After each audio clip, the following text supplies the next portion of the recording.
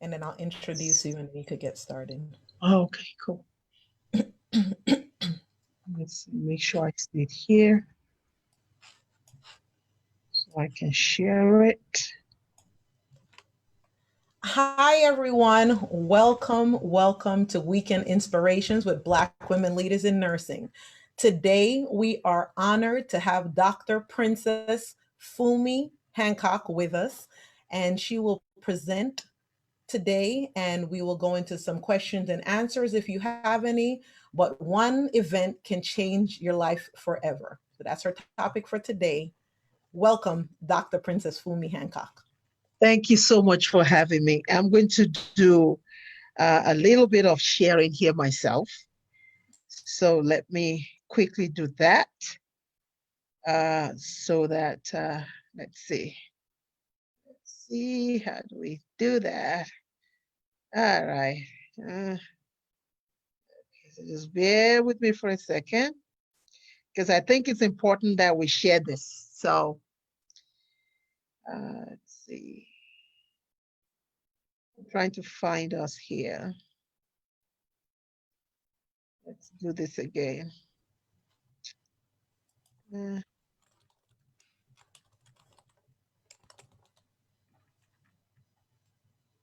can you tag me?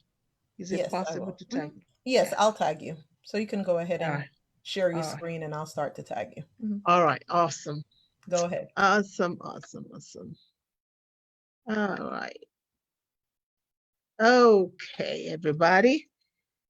Thank you so much for joining us. Thank you. Thank you for joining. We appreciate you. Thank you all for joining. Well, my name is Dr. Princess Fumi Hancock. And of course, people know me as the Princess of Suburbia. Not only that, of course, I'm a certified, board certified psychiatric mental health doctor of nurse practice with 2 clinics in Arizona. And so today, let me just say this. Thank you, Shelley, for really inviting me out here to be a part of your awesome organization. And it's amazing when we see women that are trailblazers, that are cutting through the shenanigans in the world and cutting through hardships and cutting through stresses and all that, and just getting up to be all that they've been called to be. And so today I wanted to share with you this topic: one event can change your life forever. I tell you what, several years ago, that phrase came to me because of some incidences that had occurred in my life that I'm going to share today. And for the last 6, 7, 8 years, that phrase have literally been the phrase that when I feel like staring off of destiny, when I feel like, oh, doing a whole lot of stuff, when I remember that phrase, one event can change your life forever. It has a way of bringing me back and centering me back again. So the goal today is that if there's anything that you will leave here with today, it will be that you will remember that one event. We are all literally one event away from destiny, one event away from breakthrough. One event can change your life forever. And so today I'm going to be talking about how do you use that event, that one event, to overcome today's trauma, the adversity that we're going through. How do you use that one singular event to resist the crisis mode that not just America is in, but literally the whole world is in? And not only that, but more importantly, how do you now take that one singular event and use that, pivot that, re-engineer that into your destiny. So that's what we're going to be talking about today. So just bear with me as I share my story. Anytime I share this slide, I always smile because this is about my parents. It's my story. It's my life. For those of us who are watching and you are familiar with the Bible, for those who are Christians who are familiar with the Bible, we've often heard about the Hadassah,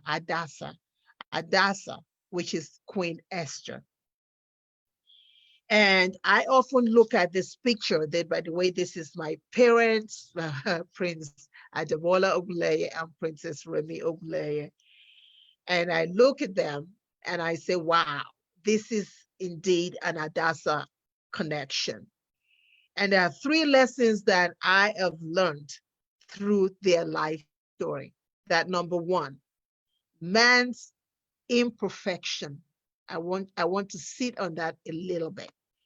That man's imperfection can become a masterpiece in the potter's hands. Man's imperfection. Number two, that when man nullifies you, God qualifies you. Isn't that awesome?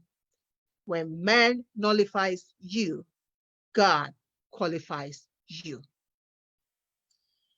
And having said that, there's a scripture that come to mind that I really, truly, truly love a lot, which is, for I know the plans that I have for you, declares God. Plans to prosper you and not to harm you, plans to give you hope and a future. And so I look at the story of my mother, who was an orphan. My father was born into a royal family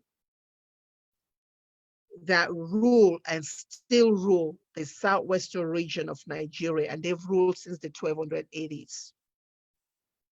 As of today, my uncle is the king in that region. And so I get a chance to go back home to really do some major works there. And often I would go with some Americans, and I would take Americans with me, and we just had a blast there. But what is significant with this story about the Hadassah was that here was this prince, Prince Ademola, my father, who had traveled abroad and came back home. And when he came back home, the father says, well, son, it's time to get married. And of course, they planned this big stuff, this big party, and had all the maidens come. Well, my mother did not quite qualify because, number one, she was an orphan who lived on the streets. So now you know she's not the kind of person they want for that kind of party.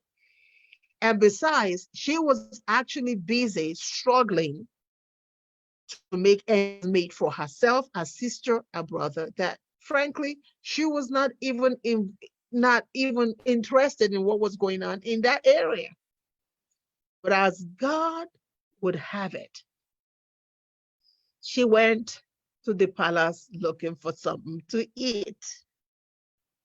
She did not go in through the front door. I want somebody to hear this clearly. I'm going somewhere with this story. Let me say that again. She did not go in through the front of the palace where all of the maidens were all decked up, where all the maidens that qualified to parade themselves in front of the prince were.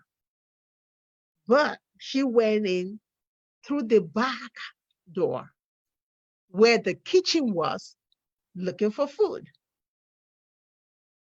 And with all the preparation that all these women had, days of preparation, waiting to parade themselves in front of the prince that just came back home. This orphan girl who was busy trying to figure out where the next meal was going to come from, somehow found herself in the palace and the kitchen. And for some, the story is long.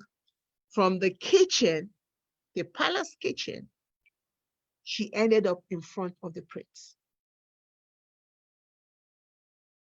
And though everybody expected the prince to pick one of those qualified women, but the prince was not interested. The prince was interested in this orphan girl.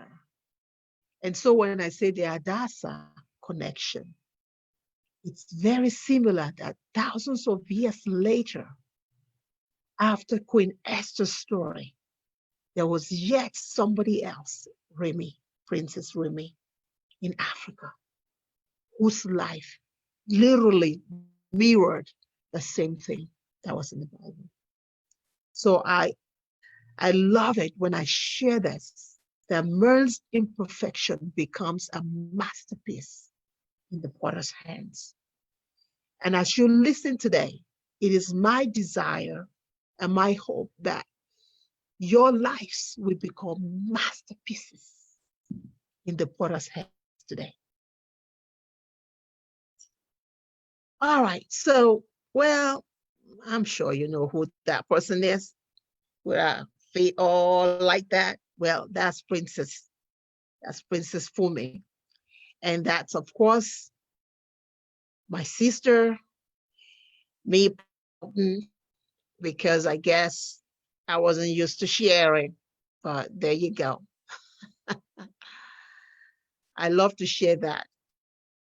So this is just my humble, my humble beginnings, my humble beginnings. One major event that changed my life forever. Sadly, this man that really, really spoke into my life passed a few months ago. And I knew this man in Africa, and he came to America several years ago to visit. And I was in the throes of divorce. I didn't know what I was doing. I'd lost home, I'd lost cars, I'd lost businesses. I mean, fighting to hold on to my two boys. It was just hell. I was ashamed. I felt guilty because frankly, I felt like I was like a prodigal daughter that took the inheritance that was given her and just squandered it over a man. And so because of that, when my marriage failed, I was ashamed to want to go back home. I didn't want to go back home. And for years, frankly, they were looking for me. The royal family was looking for me. Everybody was looking because I just was ashamed. But here comes this man. And he spoke into my life and he said, "You, my little princess, you were manufactured in Africa. You were assembled in America. And now you're dispatched to the world." Now, when he said that, now imagine you just lost a home, lost cars, lost businesses. You become a clown in the whole place. You were one of the ones that hired the most on that island. Now you're hardly doing anything. And then somebody comes to you and tell you manufactured in Africa. Yeah, I got that. Assembled in America. I got that. And then say dispatch to the world. I said, whose world is that? Who wants me? What are you talking about? Dispatch to the world. I don't even know what is going on with my life. You're talking about dispatch to the world. Well, when he said that, I didn't know what to say. I didn't know how to think about it. I just said, well, dispatch to the world. What kind of world is that? I just lost a whole lot of things trying to hide myself. You're talking about dispatch to the world. Well, he was right. He was right. So let's talk a little bit about deep freezer story, my life. Those who know me on social media, you know the story of a deep freezer story. I'm the deep freezer lady. Disruption of life. When things that you are not expecting suddenly combust in your life. That was my deep freezer story. I'm not going to go too much into it because of time.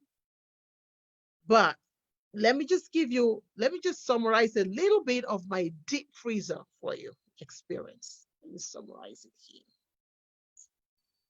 All right. So just bear with me because I'm trying to make this slight thing happen the right way.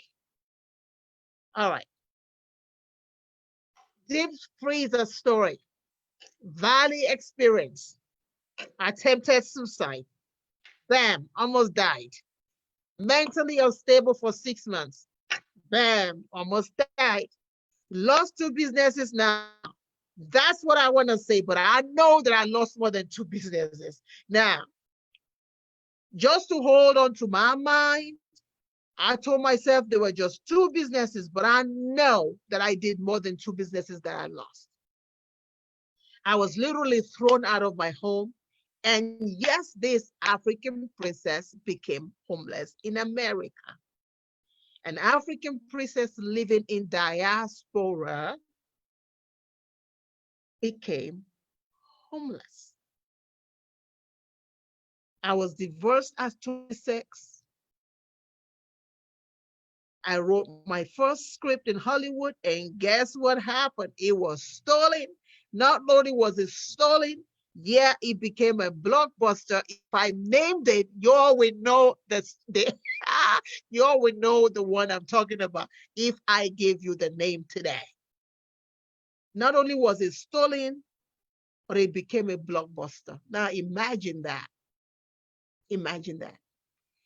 Here I was trying to publish books, and I was rejected over 40 times. After 40, I stopped counting, y'all. I just stopped counting. This is just a piece of my deep freezer story. I share this with you today to let you know that God can take someone like me and turn the situation around. Hang in there because he's not done with you.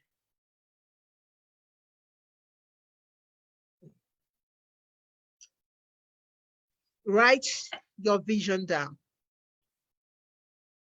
Make it plain on the tablet so that those who see it, what would they do? Run with it. Run with it at the appointed time. Not any other time, not any what time, but at the appointed time, it will speak.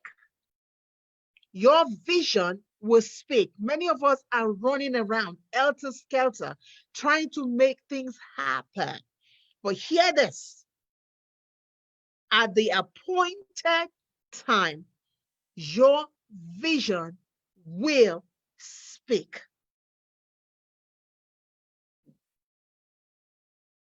It will speak. So, what are the ways that we could look at an event in our lives? To take an event in our lives and make it count. Number 1, by re-engineering your life. Now, with everything that's going on globally, particularly in America, many of us right now, I bet we're sitting down and saying, but how in the world am I going to make sense of this? I own a restaurant. Nobody can come to my restaurant. I own this. It's not happening. I own a salon. Well, who in the world wants to come to a salon? How in the world am I going to make ends meet? How in the world am I going to turn things around? About a few days ago, some of my fellow colleagues in the healthcare industry, they were talking to me about how they were not, particularly those FMPs, they were not totally prepared for what we're experiencing now, because um, the telehealth had not been pushed as much, even with health plans not necessarily paying for it and all that, so that what we're experiencing now, we have a lot of family nurse practitioners, primary care physicians really in a major bind, because majority of their patients do not want to come. They don't want to come on the screen at all. They just want to come in, COVID or not. They want to come in. So because of that, many of them are struggling. Unlike in the situation where I am, which is psychiatry, we had been prepared for that. Many of us had already been seeing patients uh, through tele, so that segue into just 100% tele was not a big deal for us. This is what I mean by re-engineering your life. Whatever the situation is in your life today, regardless of how bad it is, you can take that situation and re-engineer it. Case in point, one, homeless, re-engineer. For 3 years, myself and two of my boys, they were 2 and 4 at that age. The three of us slept on the cold, hard floor in Jersey. Let me say that again. When I say cold, hard floor, I'm not talking about throw a mattress on the floor. No, I'm literally talking about a spreadsheet, put it on the floor, and lay there for 3 years. 3 years. I had my degree, I had everything, but I could not find not one job. I had literally had to relocate myself from Staten Island after trying to throw myself off of bridge, Verrazano Bridge, for a while, until God intervened in that one, and relocated to New Jersey, where nobody knew me. And the only person that could give me a job was one Indian guy who had what do you call it? 7-Eleven. That was it, a 7-Eleven. And even at that, he could not even get me a job at the front. He literally gave me a job in that deep freezer, ladies and gentlemen, in that deep freezer. And I worked for him for at least a year in the deep freezer, going in, arranging the things that are in the deep freezer. And it was in that deep freezer that destiny came in. Destiny came in. I will never forget the very first night in that deep freezer. I literally, can you imagine how cold a deep freezer is? You know those big deep freezers in the stores? Imagine how cold it was. I did not even feel the cold. I was in so much pain about all the things that I'd lost that I did not even feel the cold. But I remember one thing, getting on the floor and rolling from one end to the other and say, God, if you don't do it, this is your moment now, God. You either do it or take me out. You either do it or you take me out. My deep freezer moment. And after saying that for several days, all of a sudden, in that deep freezer, ideas are flowing. And one of my books called Your Vision Torch, How to Re-Engineer Your Life Purpose. That's where that book was written. Your Vision Torch, How to Re-Engineer. So whatever the situation is that we might be going through now, as nurses, as therapists, whatever profession, I want you to know that you can begin to recreate, re-engineer your life purpose. Because frankly, with everything that we're facing now, I can't even imagine one person that would not have to re-engineer anything. Even with me in psychiatry, I've had to re-engineer a lot of things that I do.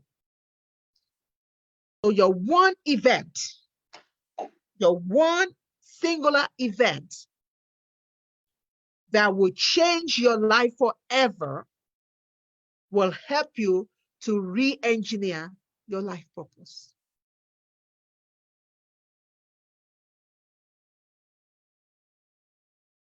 How do you do that? Number one, begin to change your mental status. Avoid stinking thinking. Woe is me. It's never going to happen for me. It happens for everybody else but me. Why does this have to happen during my own time? Why is it that this happened? How is this that this happened? We've got to start thinking and not giving room to stinking thinking. When you do give room to stinking thinking, then what you're doing is robbing yourself of that opportunity of using that one singular event that can change your life forever.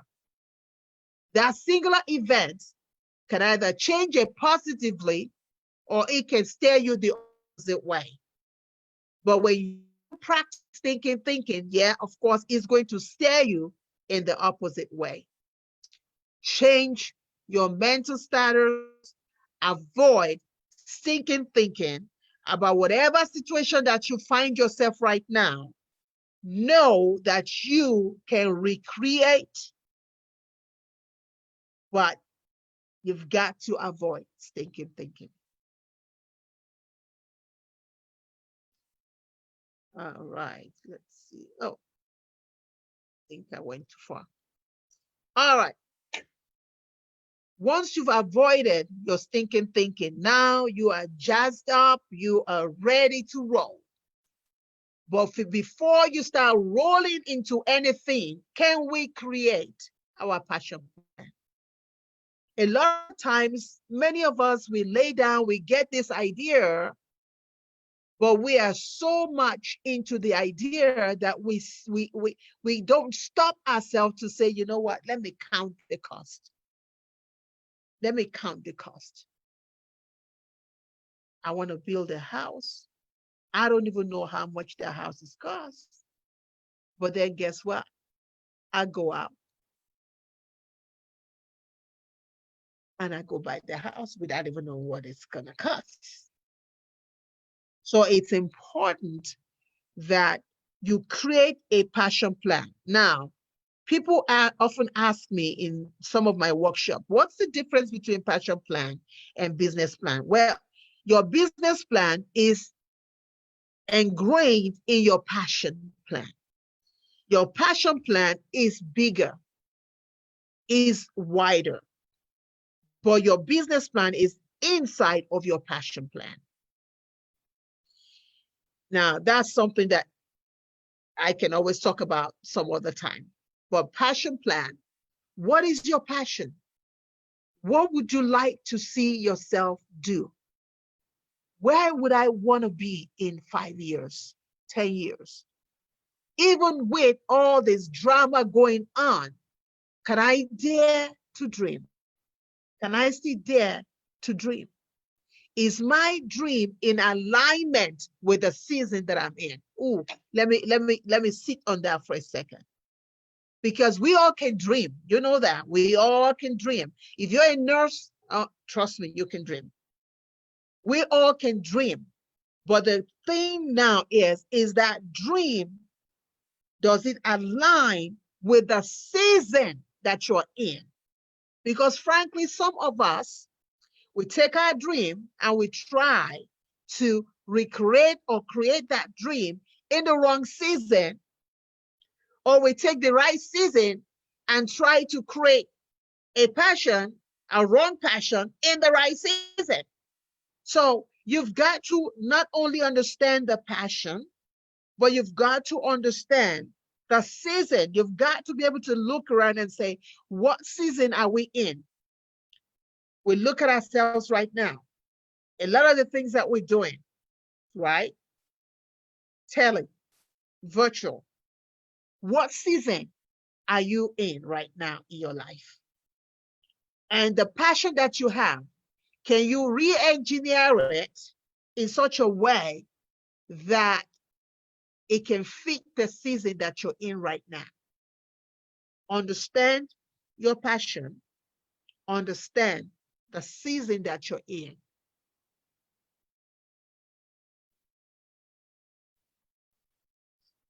All right. Oh, I love this one. Examine your cash flow, right? Again, we all can dream. We all have dreams. I tell you what, when I married my second husband, God bless his heart, that brother, we got the same taste because we would go out and shop, and he might go east side, I'm the west side, and when we come back and we look at each other, we're looking at the same thing. We got expensive taste, y'all. Expensive taste. Unique and expensive taste. And we look at each other like this and say, dang, how did God bring us together? My goodness, you better make some money to keep this expensive taste that we got. That doesn't mean we splurge or, waste money. We just like expensive things. I'd rather not buy it than buy anything that's just me. So you examine your cash flow. Now that you got your passion, now I got my passion. Now I have the plan. Have you examined your cash flow? Because frankly, when you examine your cash flow, what that helps you to do is help you to scale back, right? Scale back. That doesn't mean you're not going to achieve your dream, but at times, many of us, we have that big idea, and 10, 15 years, we're stuck on that big idea, not doing anything because frankly, we think everything else is beneath us. And by the time you get 15 years later, you get to that big idea, guess what? It's obsolete. That idea is already obsolete because you're busy looking at just the big idea. But when you examine your cash flow, it helps you to kind of scale back and say, hey, okay, this is where I want to be. This is where I am right now. This is my cash flow or not. And how can I start? And there are times, right? I look at this, a remote. My goal is this remote. I look at my cash flow, I know that cash flow, if I were to do this, my cash flow right now can only afford this little thing in the middle. Can do this.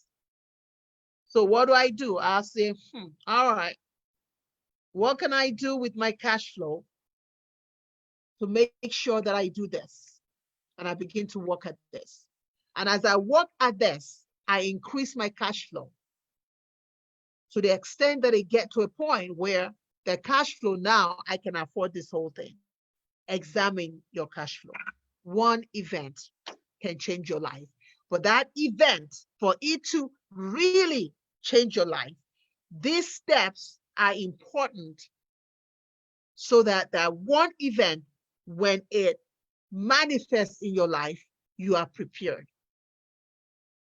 What we are sharing with you today is to help you prepare for that one event so that when that one event comes, you don't squander it off.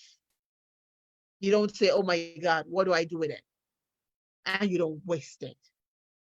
One event. Establish an expiration date. I love this. A lot of times we have all these dreams, all these plans. And I remember December last year and November, many of you that are watching now, you probably got involved in that too. Everybody pulled out their vision plan, their vision map. And I mean, what wasn't everybody doing in December? People were just like, the year 2020 is just going to be the most awesome, the most incredible. And everybody was just, I mean, charting January 1, 2020. This is what we're going to accomplish. And isn't it quite interesting that this is June, July, we're going into, July. And I haven't heard in a while people talk about 2020 vision anymore. Since January, I would just, everybody has just been in the throes of surviving, just survival mode. That even people are not even talking about 2020 vision. And when you really look at it spiritually, that 2020 vision is actually happening, because prior to 2020, say 2019, for example, what this eye saw was different from this. So this eye at times did not agree with this. But this year, what we're seeing clearly. The whole world is seeing clearly racism. The whole world is seeing clearly about, I mean, a whole lot of things. Isn't that something? 2020 vision. The whole world is seeing. Now, it might not be what we had anticipated, because frankly, many of us had anticipated becoming multimillionaires, billionaires, and all kinds by January of 2020. But the kind of vision that we're seeing now are actually vision that we could pass on to generations. They're actually vision that we could build legacies upon if we know how to do it right. So once you know your passion plan, once you are able to assess your cash flow, stamp an expiration date. I don't know about you, but many of us are procrastinators. Been there, done it. I even wrote a book on it. So I know what I'm talking about. When you do not put an expiration date on something, what you're saying is maybe, maybe not. If it happens, fly. If it doesn't happen, blah, blah. That's what it means when you don't put an expiration date on something. So whatever the plan is that you might have right now, put an expiration date to it. Now, that doesn't mean that you're going to accomplish it that day. It simply means that you're working towards, you have something that you're working towards. So here's the thing, in the middle of all this crisis, right? If you do not put an expiration date on things, life will just go pass you by. You'll be sucked into all the drama, sucked into all the crisis, just sucked into all things. And at the end of the year, you'll say to yourself, well, what in the world did I accomplish? What in the world did I accomplish? Establish an expiration date.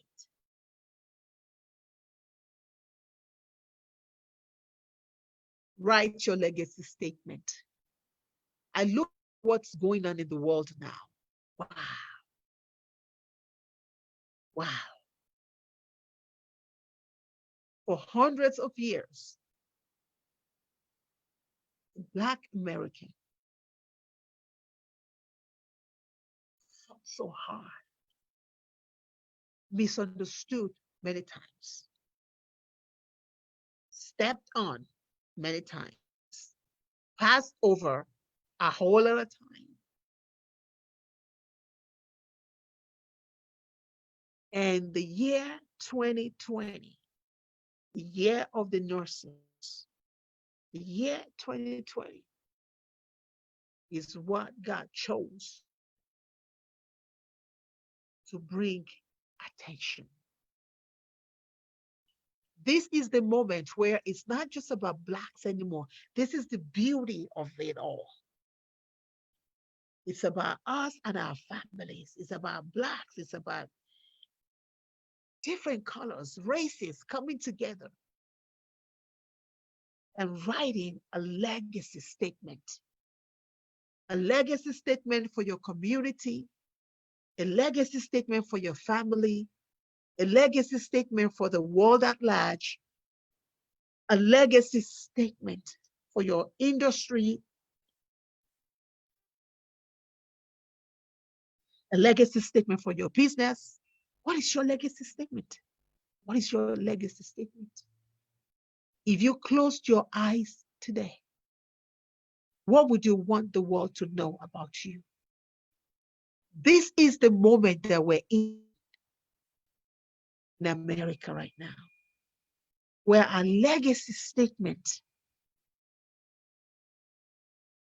must supersede the crisis. We must use the pain of the crisis and use that pain to write a legacy statement that our children's children will look back and say, wow,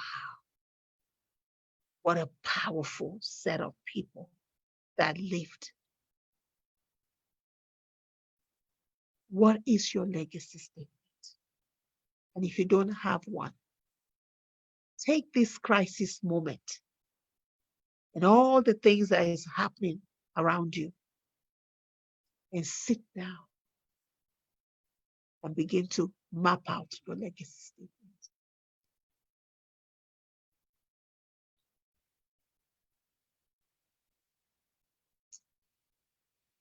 No one is an island. No one is an island.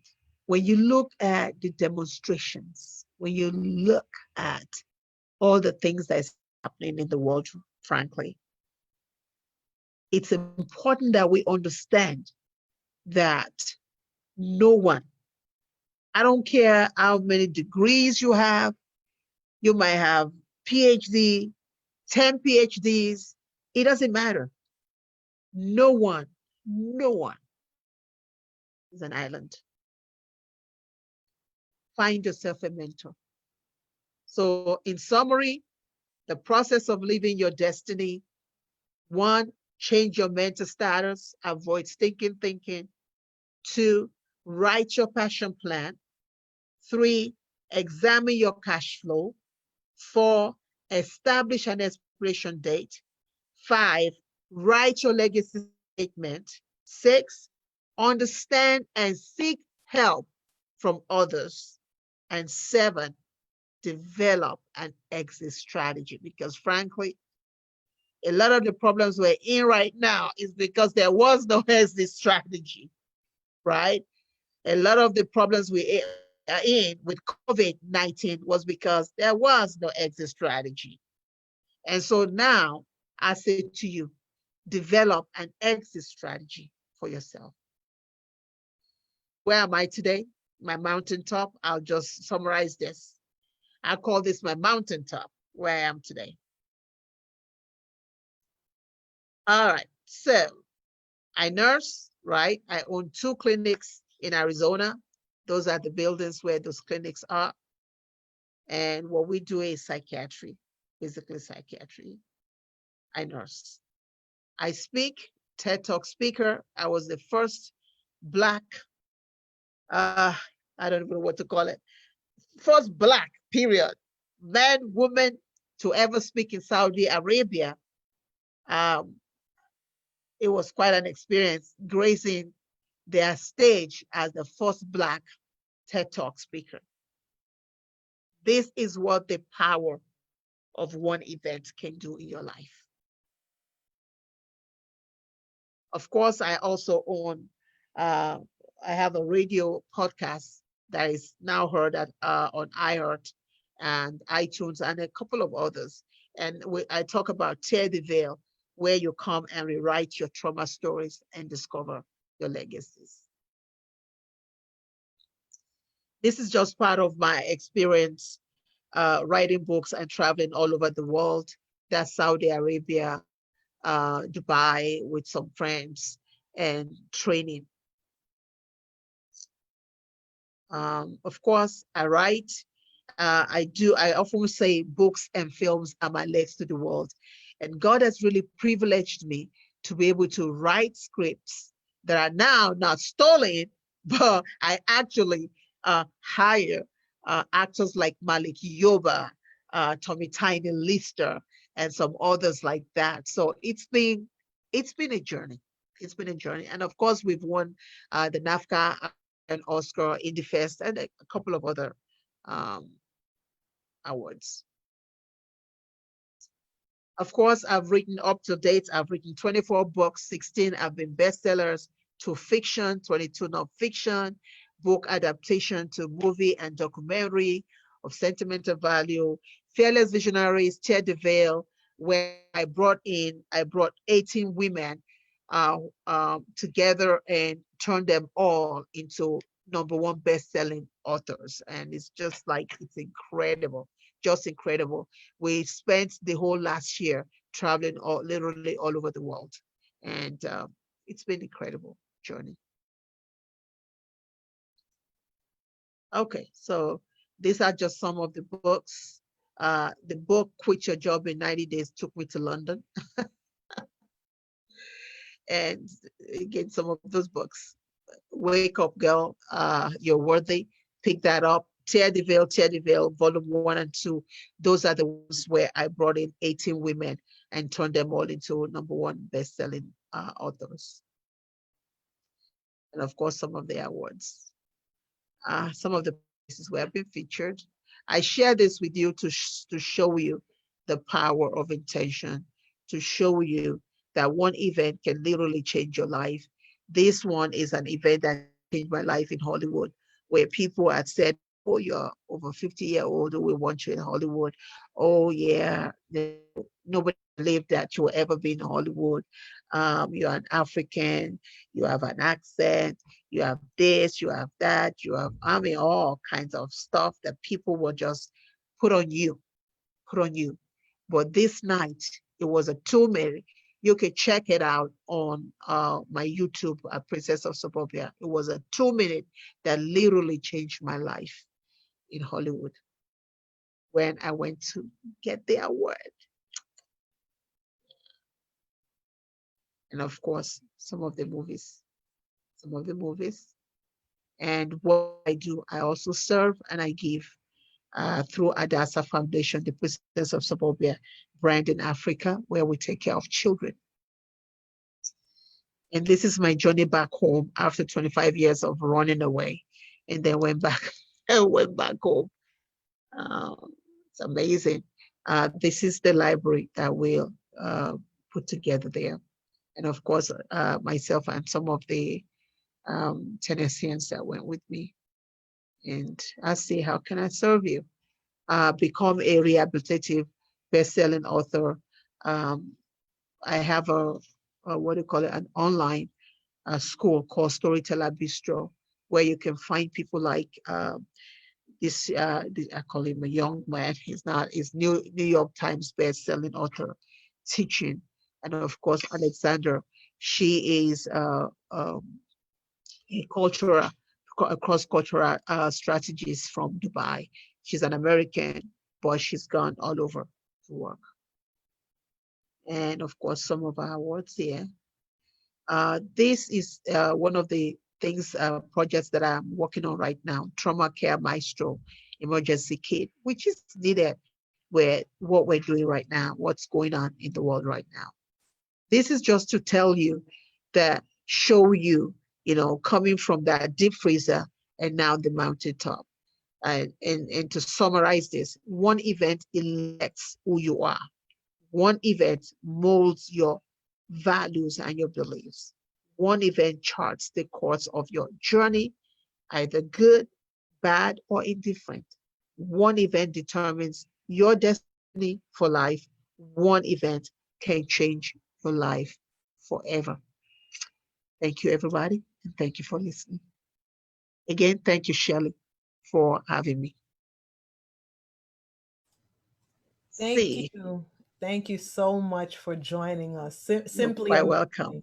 amazing. Thank you so Amazing. much. Thank you. Um, where do I begin? Just want to thank you for sharing your proven strategies and your Thank journey, you. because especially now, as you spoke about re-engineering yourself and just changing your mindset and shifting, That's and right. that proves resiliency when it's all said and done. So That's right. That's many right. of us don't know where to go next.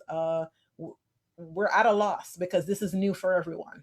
Yep. So to have you speak about the things that you've gone through and how you've overcome and how you've reached to your mountaintop, Yeah. hopefully it'll inspire someone Thank you. in our network. So we just want to thank you again for sharing. Thank you. Thank you so much for having me. Thank All you. right. I know right now I'm here in Atlanta and it's Yeah. like a literal hurricane. I had a power outage Oh my and goodness. everything. My Whoa, is computers everything went okay? down. So I Okay. know a couple of people dropped off. So I'm pretty sure we don't have any questions and answers right now, Yeah. but we're going to Yeah. share this chat on our YouTube channel and across all Okay. our social media Okay. platforms. And Yeah. if anyone has a specific question, reach out to you.